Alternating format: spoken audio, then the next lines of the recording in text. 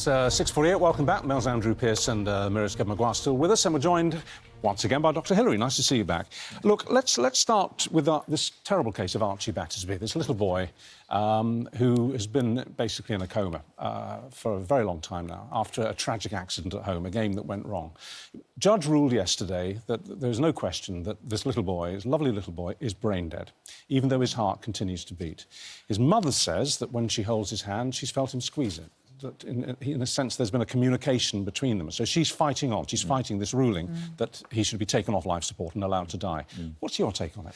Look, it's a really tragic case. And, of course, on one side, you've got a loving, devoted family who will do anything to keep their 12-year-old child alive.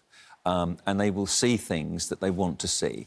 So in these cases, you get spinal reflexes where there's a twitch or there's a muscle movement and you think, you know, they're becoming conscious. And that's completely understandable. And that would include the squeezing of a hand, would it? Yes, to some extent. OK. Yeah, I mean, we don't know the details of that. On the other hand, you've got a team of expert doctors who, as a multidisciplinary team, look at all the signs. They do the physical examinations, they do regular tests, they are meticulous in the scanning that they do and the brainwave tests.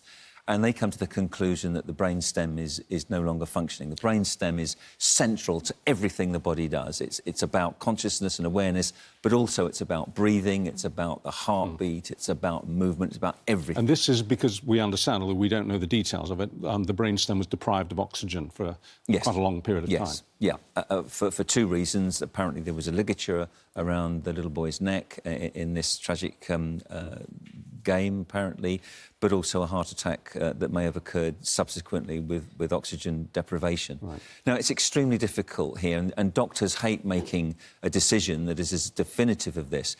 There's a complete difference between a vegetative state where somebody can recover and where there's some brain stem function still in existence. Why would he still be breathing? And brain dead. Why would he still be breathing? He's on a ventilator. I'm sorry, I completely misphrased that. Why would his heart still be beating? The heart, it will beat automatically, even outside of a body.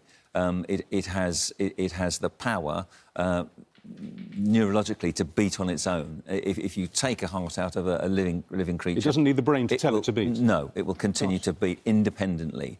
So the heartbeat alone is dependent on the fact that the ventilator is giving it enough oxygen to do that.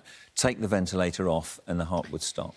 Dr. Hillary, I think any parent or any person with any empathy would imagine what it is like to be in Archie's mum, Hollie's shoes. Nobody would want to give up on their child. After the ruling yesterday, this is what Hollie said, and she spoke to us as well. I do not believe Archie has been given enough time. From the beginning, I have always thought, what is the rush? His heart is still beating, he has gripped my hand, and as his mother, and my gut instinct, I know my son is still there.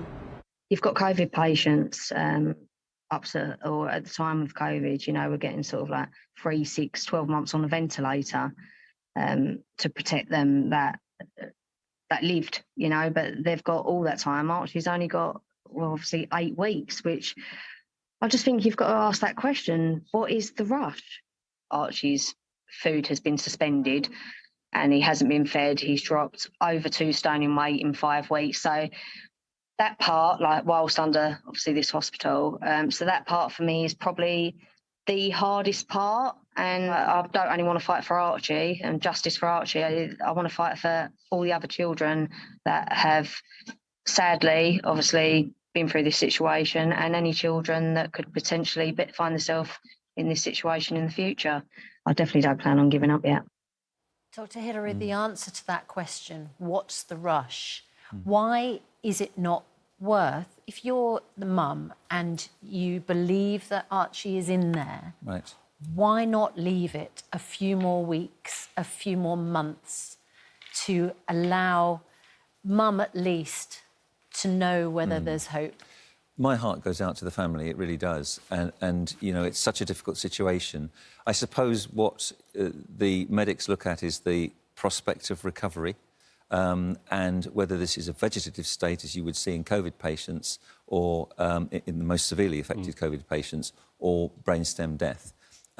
Medics have come to a conclusion. They don't want to make the decision where you've got a family that they also are looking after as part of their holistic care. So they have to go to the court. But they clearly feel that there's no prospect of recovery, and they're trying to act in the best interests of the patient. And they firmly believe that the best interests of Archie is to not prolong suffering. But is he? But he's not suffering, is he? He's not suffering, but he has no consciousness. He's not responding to any stimuli. I think the point behind Susanna's question there is, wouldn't it be, and I thought this watching that interview there, wouldn't it be just a little bit kinder to the mother and the family? Because you're not just treating the patient, are you? You're treating the family as well, you know, in these cases. Wouldn't it be kind just to give them a little bit more time to adjust to what's happened? Yeah, I mean, there are all sorts of moral and legal and medical issues here, and, you know, we could say that, give them more time, but is that prolonging their agony as well? You know, you could ask a psychologist to say, are you giving them hope against all hope? Are you giving them unfair expectation? I don't know the answer. Well, they're not, are they? Because they've told them that he is brain dead, so they're not giving them false hope. No, absolutely. Look, and it's such a difficult situation.